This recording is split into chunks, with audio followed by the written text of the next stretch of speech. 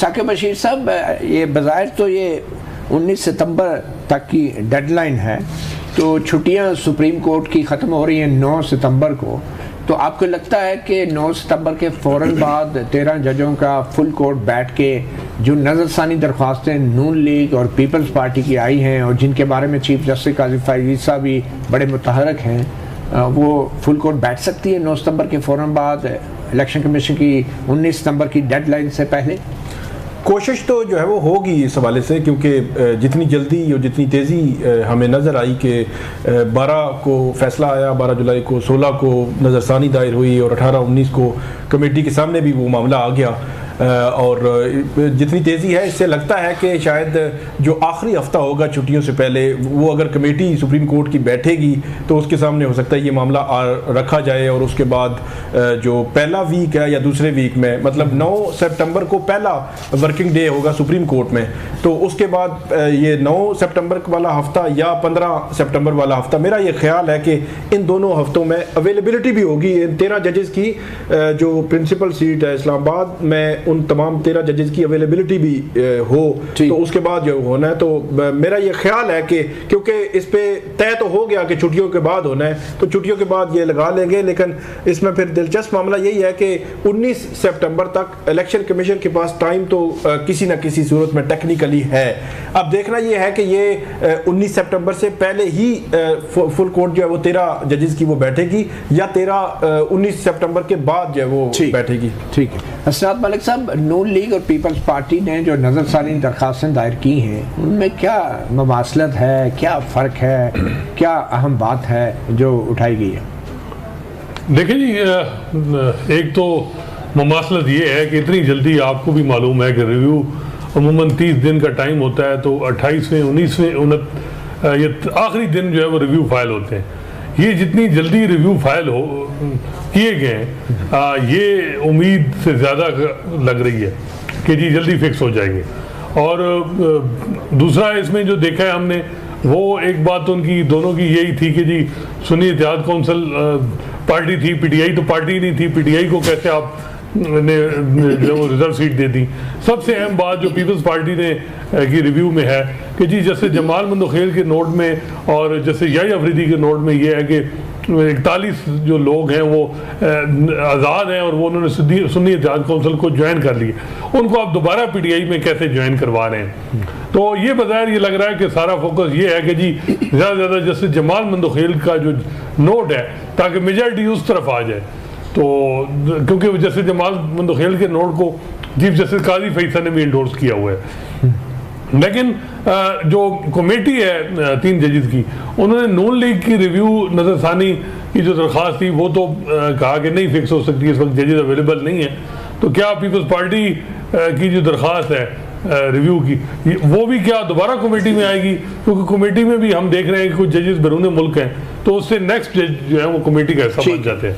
ठीक, तो ये अब देखना होगा, क्योंकि जस्टिस काजी फैज़ साहब इस वक्त जो है वो पाकिस्तान में मौजूद हैं, चैम्बर वर्क में मसरूफ हैं, केसेस की समाअत नहीं कर रहे, तो चैम्बर वर्क में जो है वो अब देखते हैं कि क्या कोई चीज़ बरामद होगी। ठीक है, एक छोटी सी ब्रेक लेते हैं। ब्रेक के बाद एडवोकेट इंतज़ार हुसैन पंचोता हमारे साथ मौजूद है, जो आज बानी पीटीआई से अडियाला जेल में मुलाकात करके आए हैं, और इस हवाले से भी जानेंगे एक वक्फे के बाद। Welcome back. इंतज़ार हुसैन पंचोता साहब, आपसे हम इमरान खान से होने वाली मुलाकात के बारे में पूछेंगे, मगर क्विकली पहले ये क्लियर कर दें कि ये जो नज़रसानी में कहा जा रहा है कि पीटीआई पार्टी नहीं थी और सुन्नी इत्तेहाद कौंसिल पार्टी थी, तो अगर ये सीटें जो हैं लेट्स से कम ये जो 41 सीटें हैं, अगर ये सुन्नी इत्तेहाद कौंसिल को भी मिल जाती तो उससे पीटीआई को क्या नुकसान था?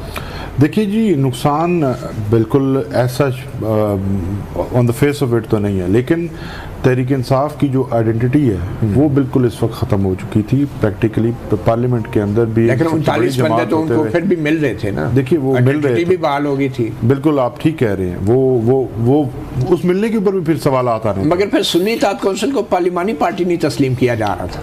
ये भी एक पार्लिमानी पार्टी तस्लीम नहीं किया जा रहा था, फिर रिजर्व सीट्स की तरफ जो है वो कहा जा रहा था कि रिजर्व सीट्स जो है वो आप लिस्ट जमा नहीं हो जाती हैं, वो सारी ऐसी सूरत हाल थी।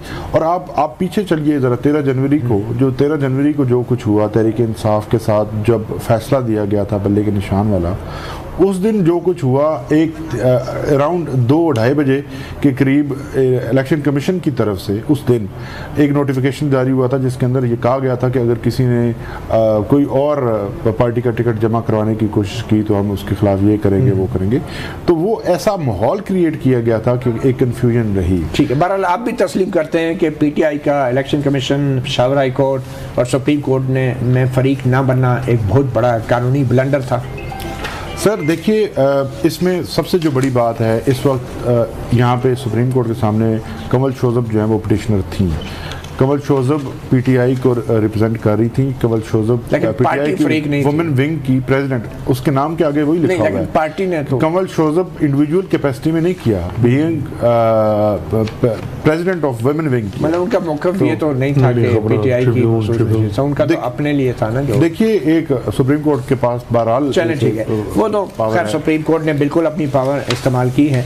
अब ये बता दें इमरान खान साहब से क्या आज बात हुई, और खान साहब ने सुना है इकरार कर लिया कि उन्होंने जीएचक्यू के सामने पुरअमन मुजाहरे के लिए कहा था। ये भी बड़ा एतराफ़ है। सर ये मैं उसको कल की मुलाकात के ऊपर भी आपको ज़रा क्लैरिफाई करूं कि एक सहाफ़ी ने जेल प्रोसीडिंग्स के दौरान खान साहब से ये सवाल किया, उनको शायद कोई गलत शुबा हुआ होगा या मिसअंडरस्टैंडिंग हुई होगी। उन्होंने पर्टिकुलरली स्पेसिफिकली यही सवाल किया कि आपने ये इस तरह का बयान दिया है तो क्या ये आप इसको मानते हैं? खान साहब ने कहा मैंने बिल्कुल ऐसा नहीं कहा। उन्होंने कैटेगोरिकली उसको डिनाई किया।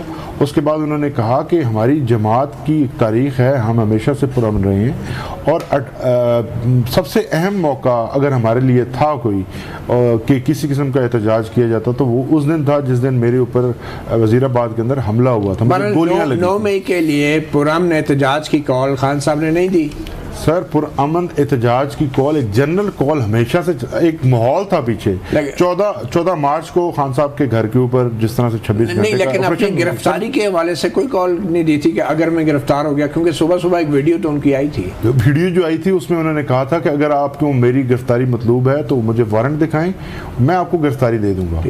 अगर आप कोई इलीगल एक्शन करेंगे तो फिर हो सकता है कि लोगों को चांस मिल जाए कि आपको, और वो वही हुआ। इन्होंने खुद एक वो ट्रैप बनाया और उसमें हमारे खिलाफ उसको इस्तेमाल किया गया।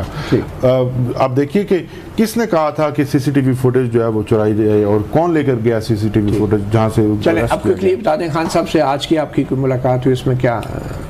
देखिए जी, सबसे बड़ी जो चीज़ वो ये है कि खान साहब ने जो जस्टिस आमिर फारूक साहब हैं उनके खिलाफ रेफरेंस दायर करने की जो दरख्वास्त है उसके ऊपर सिग्नेचर कर दी है। बाद में फिर पीछे तो नहीं हट जाए कि मेरी गलती थी?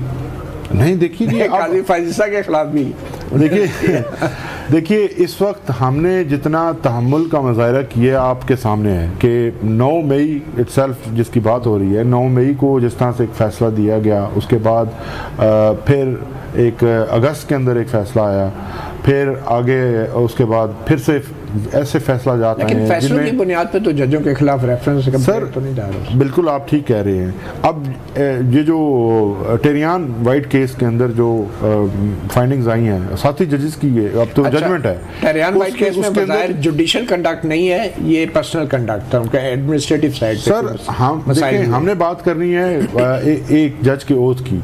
ओथ लिया जाता है कि आप किसी के खिलाफ इस किस्म की नहीं करेंगे और आइन को आप इम्प्लीमेंट करेंगे और आइन के पासदारी करेंगे। आप ये कह रहे हैं कि टेरियान केस में उनका एडमिनिस्ट्रेटिव कंडक्ट ज़ेर बहस है या जुडिशियल कंडक्ट? सर देखिए जुडिशियल कंडक्ट भी उसको उन्होंने फिक्स एडमिनिस्ट्रेटर साइड पे ही किया था कि आप उसको फिक्स करें, लेकिन जाहिर है वो अगर एक ही शख्स तो है ना, अगर वो एडमिनिस्ट्रेटिवली काम करें या एज अ जज एडमिनिस्ट्रेटिवली मतलब मैनिपुलेट नहीं कर सकते, बिल्कुल नहीं कर सकते। और आपको वो ट्रस्ट भी इसलिए मिला है कि आप सीनियर तरीन जज हैं। ठीक है। अच्छा।